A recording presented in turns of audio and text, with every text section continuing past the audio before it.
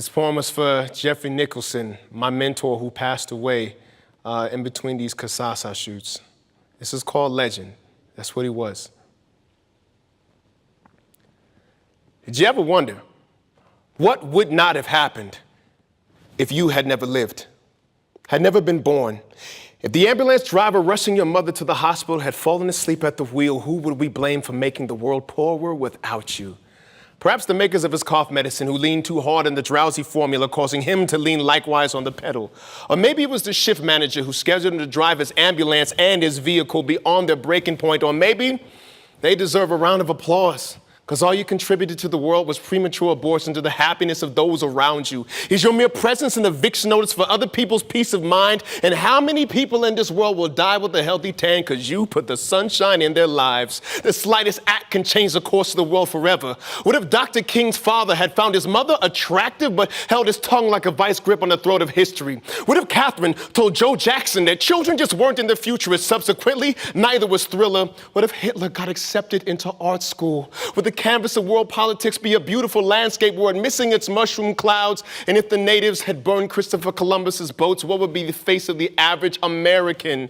And what wouldn't have happened if you had never lived? If all of the world is a stage, each day a new act in your personal legend, did you at least give a noteworthy performance? Well, you're still the star when nobody was looking, because too many of us lead lives that are only based on a true story, letting other people write your material, then wonder why no one believes in your character. You better find the truth in your moments before life forces you to take a beat, because sometimes even great art and artists get mediocre reception. What will you cling to when the critics descend like zombies with artistic vendettas, picking at your brain then complaining about your taste? When the glass menagerie shatters around you, is your skin thick enough to handle the shards? Because that's what it takes to be a legend. It's why they pick actors who are better looking than the actual hero, because real life gets too ugly for a red carpet premiere. But these same people turn their lives into symphonies by conducting their instruments so well, with rhythm and poise, style and charisma, never majoring in minor chords, never letting a sour note spoil a good crescendo, turning cacophonous sounds into masterpiece melodies and making it all look effortless, like they just sneezed into a napkin and unfolded a classic.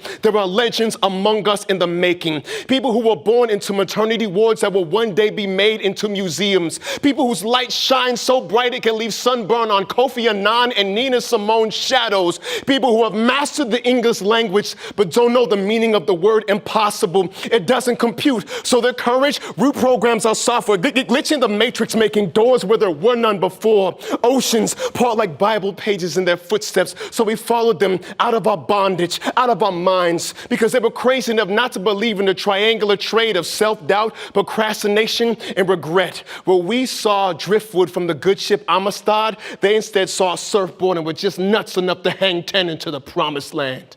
And we get to say that we watched it all happen.